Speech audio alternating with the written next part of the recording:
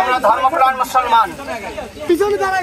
ইসলাম যেভাবে সত্য, কোরআন যেভাবে সত্য, আল্লাহ যেভাবে সত্য, আল্লাহকে ভালোবাসা যেভাবে ফরজ, আল্লাহ হুকুম করেছেন আল্লাহকে যদি ভালোবাসতে হয় আগে নবীজিকে ভালোবাসতে হবে। আল্লাহ রাসূল সাল্লাল্লাহু আলাইহি সাল্লাম বলেছেন, লা ইউমিনু আহাদুকুম হাত্তা হাব্বা ইলাইহি মিন ওয়ালিদিহি ওয়া ওয়ালাদিহি ওয়ান নাসি আজমাইন। তোমরা ততক্ষণ পর্যন্ত পূর্ণ মুমিন হতে পারবে না যতক্ষণ পর্যন্ত তোমরা আমি নবীকে, তোমার সম্পদ, এক কথায় তোমার ছেলে মেয়ে, মা বাবা, তোমার নিজের জীবনের চেয়ে বেশি ভালোবাসতে না পারবে ততক্ষণ পর্যন্ত তুমি খাঁটি মুমিন হতে পারবে না।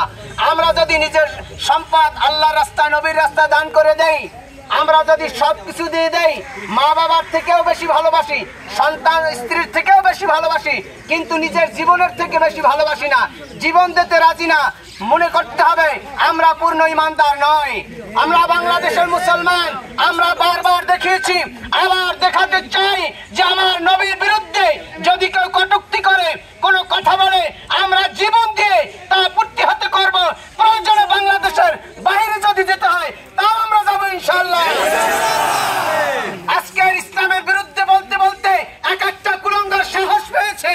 আর আমরা মুসলমান যদি জাগ্রত না হই, জুমার নামাজের পর ক্ষুধা লাগছে, এতটুকু সহ্য করতে পারি না, মিছিলে নামতে পারি না। আর আল্লাহর রাসূলের ভালোবাসা আমাদের অন্তরে কত দূর আছে। আমরা আজকে নিয়ত করি, যেখানে আমরা শুনবো নবীর বিরুদ্ধে কথা বলবে, আমরা ঝাঁপিয়ে পড়বো, সময় দেব, টাকা দেব, প্রয়োজনে জীবন দেবো। রাজি আছে কিনা? আর অনেক ব্যক্তিরা আছে, মুরব্বীরা আছে।